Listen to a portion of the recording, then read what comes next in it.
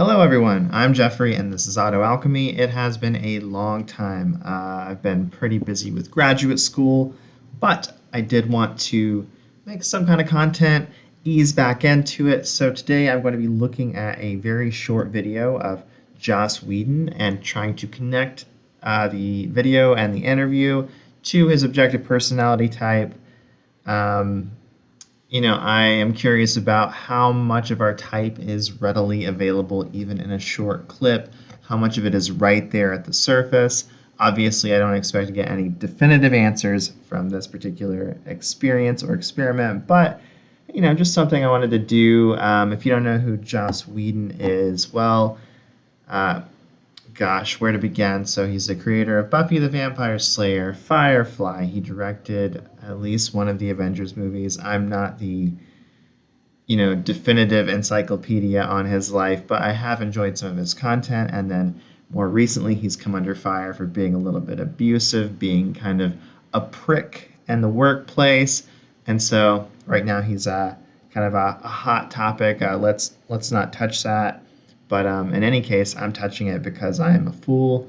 Let's get into it and play the clip. And I'll put his OP type somewhere over here. So he is a ISFP, consume, sleep, blast, play.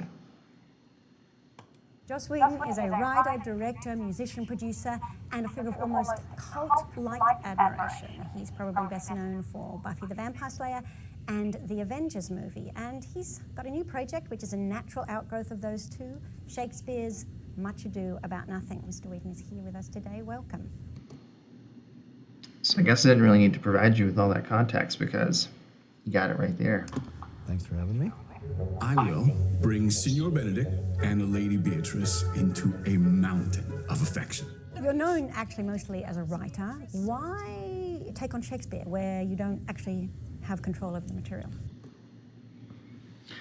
So, as that lady's talking and as she's giving questions, I'm kind of wanting to digest her questions, think about what perspective they're coming from, what kind of typological information they might be aiming at. So, what did she say? She said, you're known as a director. Why would you take on this project where you don't have control? So this is touching on questions of identity. This is the kind of person that you typically are. This is the kind of work that you typically do. You're doing something a little bit outside of your wheelhouse, something a little bit new. This is some identity, some novelty, a little bit of consume, also a little bit of control maybe, or known information. You're losing control over the project. You're doing someone else's work. These are all, paradoxical in some way and hard to reconcile, but these are the thoughts that are occurring to me at the moment. Well, I don't know many writers who don't revere his works. I grew up listening to them, reading them, seeing them, and it's been a passion of mine for a long time. I had friends come over to the house to read the plays, and it's exciting to be able to have my turn at interpreting his work. So there's a lot in there. Another thing I wanted to say about her question is that she's asking for a why. Like, do you have any reasoning for why you're making this decision to step outside of your comfort zone?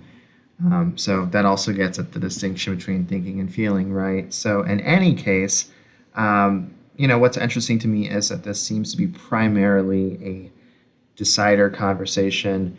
The way that he's approaching it right out of the gate, it's like, okay, why did you choose to do this? Well, people revere Shakespeare. Writers revere Shakespeare. If you have this identity, then he is someone that you look up to. He's revered. He's sitting at the top of the hierarchy, at the top of the pyramid, which means that he's in some sense representative of the human need of significance, right? He's standing out from the tribe and standing above the tribe. So that's one thing. And then Joss is kind of jumping, not really in a logical way. He's just jumping from, I don't want to say anecdote, but these little vignettes, these little argumentative vignettes of, people revere him. I've always had a passion for his work. I have friends come over.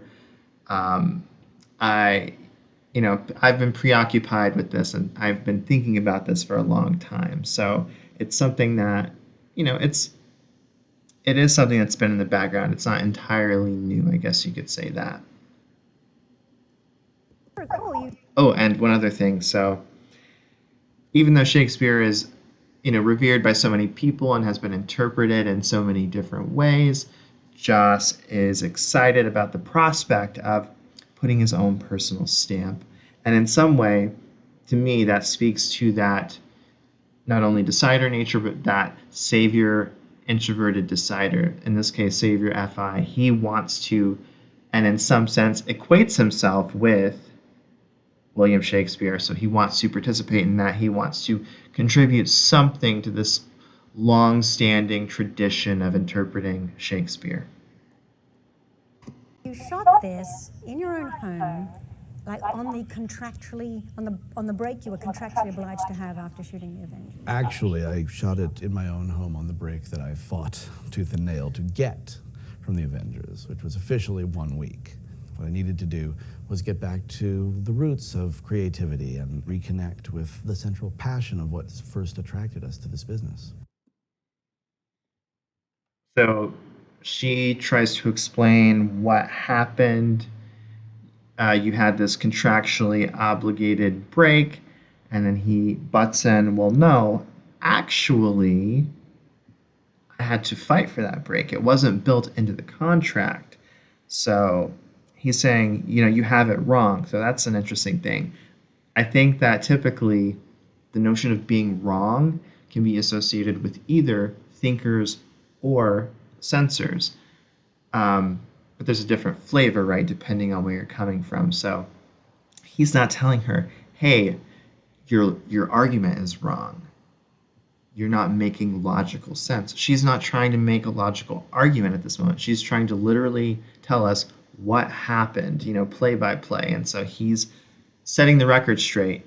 He's saying that is not what happened. And typically, again, I said that censors are often dealing with the happening.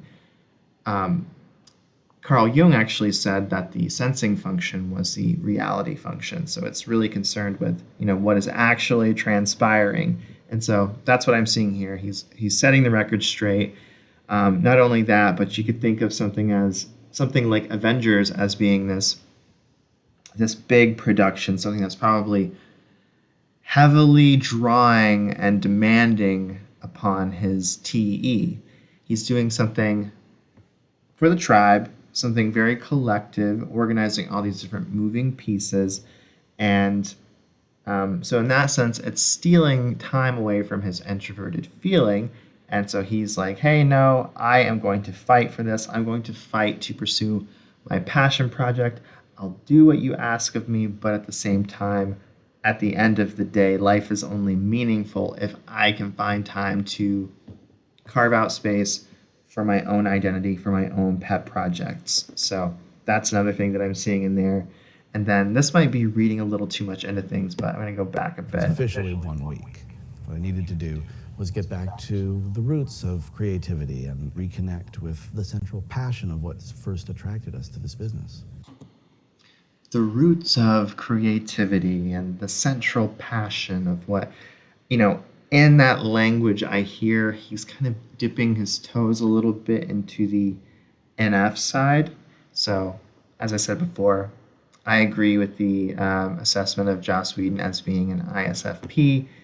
Now, the NF language and the NF modality isn't going to be that alien to him, right? His intuition function is still going to be relatively accessible, relatively conscious. Not only that, but being savior sleep, he's going to be activating the NIFI sleep that's in dialogue and, really be able to capitalize on that and use that in his work.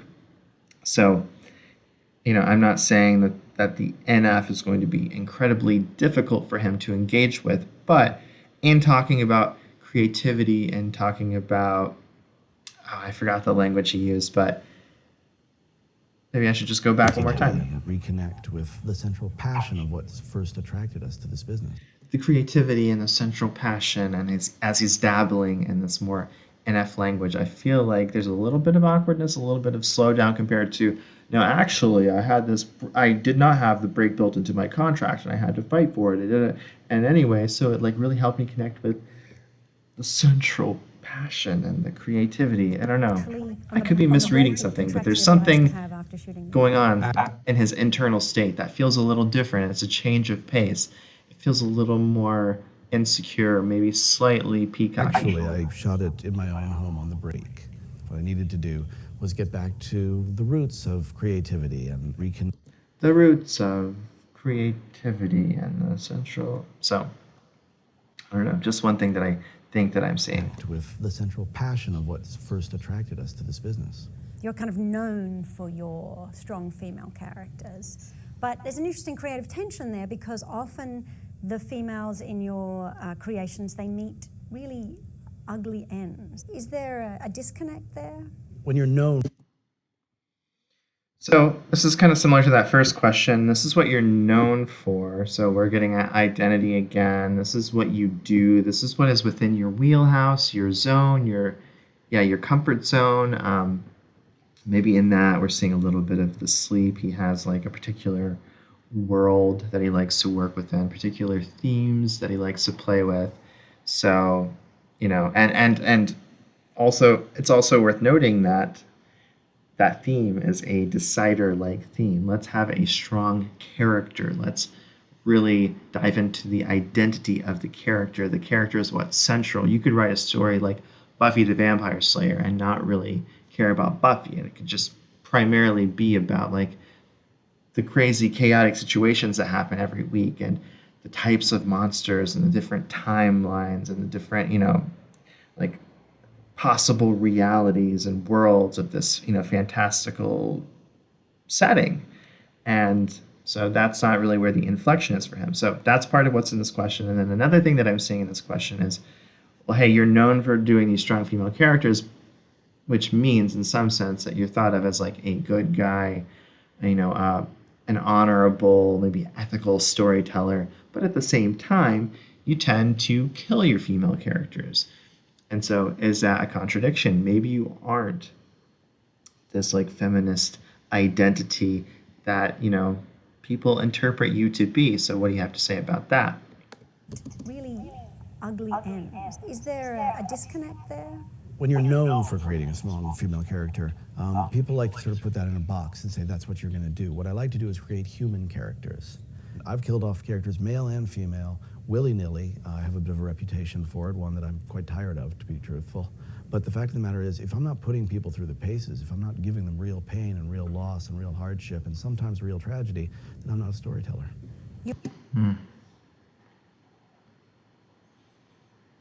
So I guess what stands out to me about that is that first of all, he talks about being put in a box, and there's a sense that he doesn't really like being in that box. That is definitely a OE, savior consume kind of problem. You know, don't limit me, don't constrain me.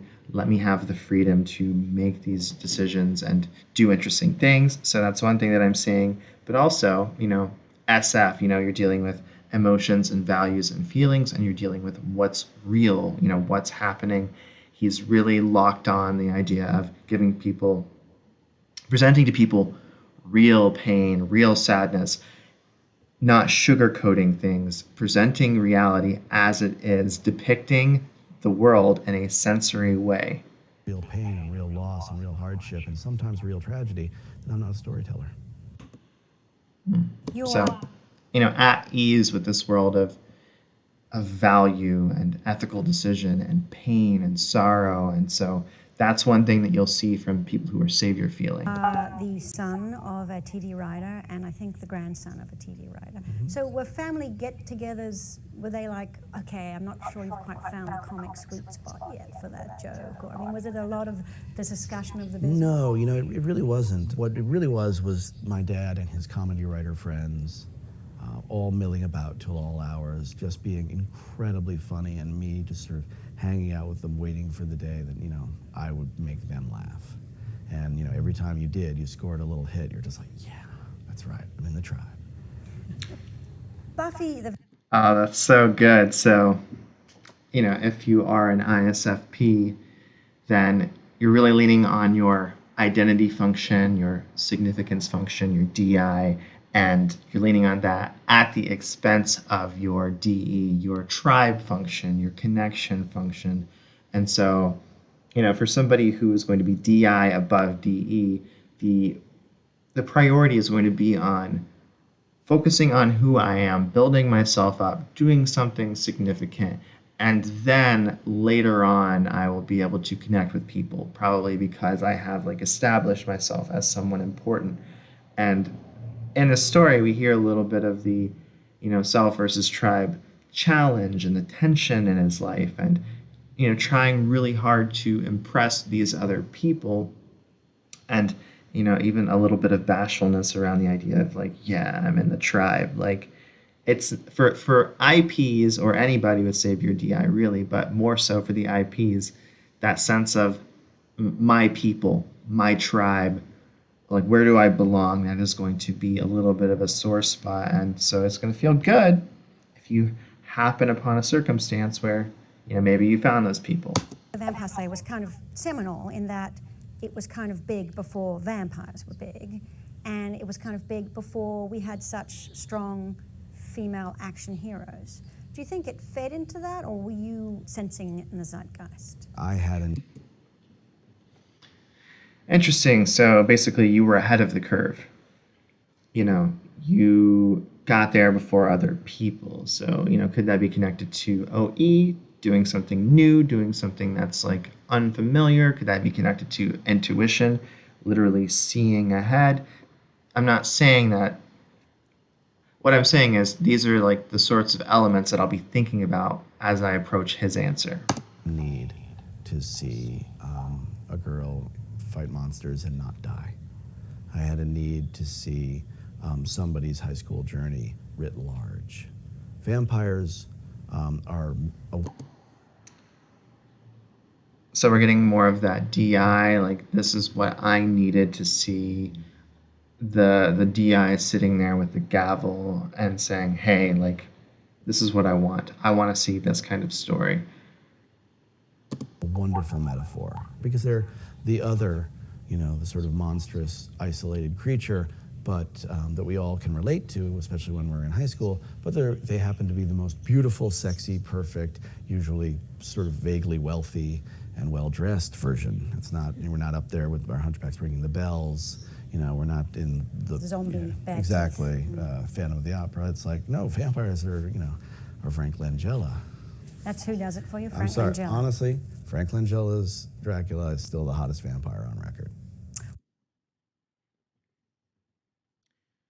Okay, so, more decider kinds of conversations, seeing the monster as representative of the dark side of people, talking about this metaphor.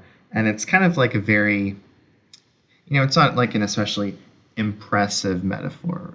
To me, it seems very basic, oh, okay, yeah, sure, a vampire could be symbolic of some of the brooding darkness that we all undergo. I mean, I get it. I get it. I don't mean to be too dismissive of it, even though I am being a little bit dismissive.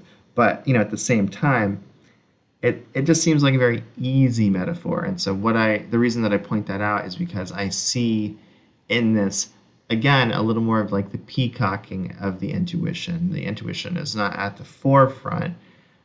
What's at the forefront is, again, presenting reality in some sense, presenting someone's high school journey, using the metaphors to show off things that we all go through, real experiences that we all have.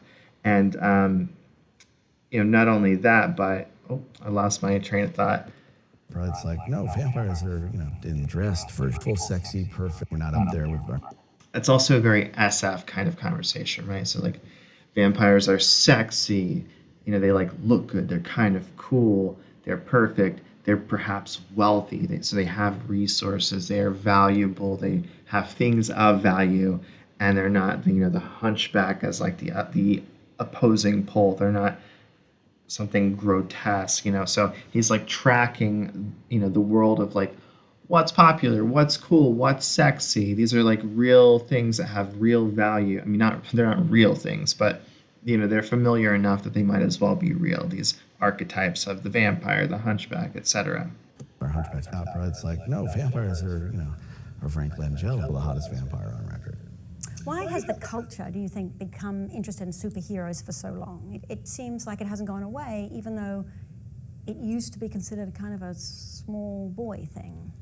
Well, Another SF kind of question. We're thinking about culture, so we're thinking more in terms of the tribe, perhaps. those small boys grew up and, and they had other small boys that they showed their comics to, and all of them buy things or are running studios or are filmmakers. For a long time, people would sort of poke at the edges of comic books, but they either didn't have the money, they didn't have the technology, or they didn't have the understanding of what it was they were trying to adapt. I think that really changed with Sam Raimi's Spider-Man, which was the first movie that absolutely got the essence of the book and turned it into a film. Will it, like other things, reach its end? Are we close to that? It felt to me... I didn't really take a lot out of that. Maybe some double observing of understanding, what's happening in the reality, but also some patterns, some general trends. But I could be like bluffing a little bit. Yeah, and he was also, just talking about, comic books, little boys, what they like, what they don't like. Again, more of the decider, more of like tracking, like things that are valuable in reality. You might not think of comic books as being SF if you're thinking of SF in terms of popularity. But even the SF world is on a spectrum, right? So these are still like real things, real comic books that give people experiences and people have emotional reactions to them. So he's still living in that domain, even if it's not the coolest possible thing in the world. I always think of it like there's not really that much of a difference fundamentally. If you like close your eyes, if you strip away a lot of the detail, there's not really that much of a difference between, like a football convention and a Comic-Con. They're still interested in the same sorts of things. They're still drawn to the same types of values, but one is just a little bit cooler than the other. When I saw The Dark Knight... Now, which one do you think I think is cooler? Don't make any assumptions about me. Don't project upon me. That it was like sort of we'd gone past it. It was sort of like, okay, we understand the superhero movies now. I'm going to make Godfather with superheroes, and sort of it's the post superhero era. And I was like, whoa, wait a minute. I still want to see the hero part. I feel like the great superhero movies have yet to be made. And so let's not deconstruct them completely just yet. When I asked... He's reacting to the Batman movie. He's like, hey, Batman, it's cool and all, but it's deconstructing. It's kind of a cynical take. We still haven't even made like the good superhero movies yet that are just straightforward and honest representations of a superhero story. I don't really know what I'm seeing there other than like wait, hold on, like let's slow down. I still see this other thing as being valuable. And of course, like there are still good stories to be told about heroes. Again, I think that that's a very decidery kind of inflection, thinking of the world in terms of heroes, and maybe even not only decidery, but kind of the FI inflection, because FI leads to a comfort in thinking of things in terms of values and ethics and what's good and what's bad and what feels right and so on and so forth. And so, a hero is somebody who has the right mentality, who is analyzing things. Analyzing might be the wrong word, but thinking of things in terms of values and who maybe has the right values. Our readers to, what they would ask. One of the interesting things that kept coming up is your atheism. And I wondered if the fact that you do not believe in the supernatural makes you more able to imagine these universes because you're working with a blank canvas. Supernatural, this is... I feel like this kind of boils down to what is real, what isn't real. So it's the observer stuff, the sensing versus intuition. I know that belief is also in there, so I don't really know what direction that's going to go, but onward. Since I don't have a fantastical belief in my life, it is nice to create a world where there could be one. So I think it helps fuel my love of science fiction and fantasy, but I wouldn't say that it makes me particularly qualified to do it. I have Yeah, I mean, not a lot in there. I think that if I had to zoom out and think about it big picture, I would just connect that with, he's somebody who, as I said before, he wants to know what is actually happening. He's wanting to look at, reality in some sense. And so fantastical belief is a leap away from reality. It might require a leap of faith, or at least a leap of intuition that perhaps Joss is not comfortable making. And so, this like goes back to the whole thing of wanting to present, real high school story, someone's real journey, real. I mean, literally repeating myself, but I think that's all I'm seeing there. questions from readers. Wilson Vega asks, in retrospect, is Fox cancelling Firefly the best thing that ever happened to your career? No. No, Wilson. That's the DI gavel. Like, nope. Like, that's all I have to say about that. F you. No, that's a terrible thing. It hurts like a wound every single day. But you did. Kind of a comfort again at processing, looking at, evaluating emotions. Hurts like a wound every day. That's not something that I would, that I could see myself saying as an ENTP. And if I did, it would be like way more like, and here's the thing, it hurts like a wound every day. It really hurts me. It really hurts me. I don't know. I'm trying to show you like these state changes are as useful as what people are saying. The state changes like tell you to what extent they are like comfortable thinking about this, to what degree they already think about this sort of thing. How processed is it? How available is it? What's the awkwardness around it? Free you up to do other things? It did. No, boo. Okay. It's more of the DI. So, this horrible thing happened to me. I lost control of a show that I really loved working on. And no, there's no bright side to me losing control over that thing that was precious to me. This thing that was canceled by the studio, it was ripped from me. And so, it was probably ripped from him because, he's an ISFP. He's working on the show. It's his pet project. He might not even care that much about how well received it is by culture at large. He has a cult following, a little fan club, which is probably feels great for him as somebody who wants to be that significant person, to have that identity, somewhat above the tribe, standing apart from the tribe. And at the same time, if you're not delivering for the studio's like, hey, we need to get our numbers up. Would you be willing to try? And he's like, no, that's not my vision. I have the gavel. I'm shutting you down. I'm shutting you down. At least for me, I might be Savior DI, but I think that I'm also like, oh, we should probably pay attention to that shit. Okay. So you've done Shakespeare, you've done horror, you've done superhero. Is there a genre that are you dying to do a rom-com? You've done this, you've done this, you've done this, you've done this. So you're jumping around a lot. You're not limiting yourself too much. It's weird because he has like a comfort zone of like telling real stories. Telling real stories, these like perpetual, timeless tales in some sense that get at like real human concerns. But he's jumping around a lot in the like superficial details of like what the story is about. I feel like I watched Dollhouse and it didn't seem all that different from Buffy. Strong female, badass, weirdness happening in the world. I don't know. It's like once you watch a Joss Whedon show, you kind of like know what the Joss Whedon show is going to be, even though the paint on the outside's different.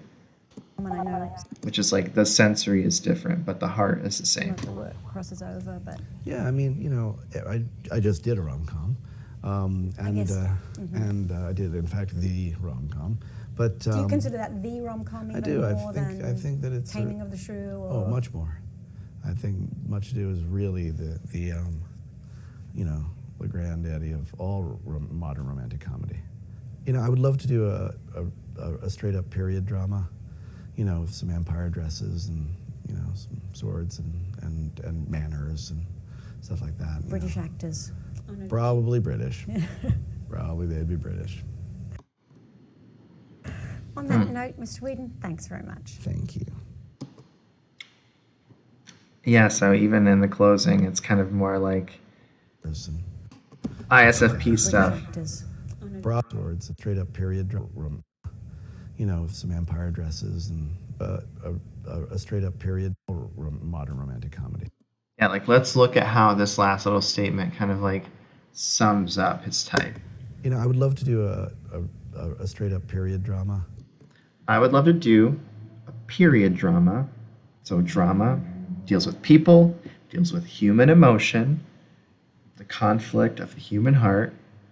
Period drama, so it's going to be historical in some sense. It's going to be looking at something that actually happened.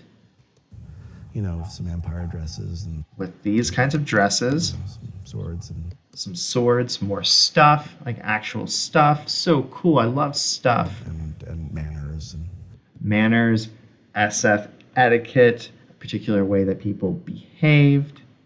stuff like that. British actors. Probably British. Probably they'd be British.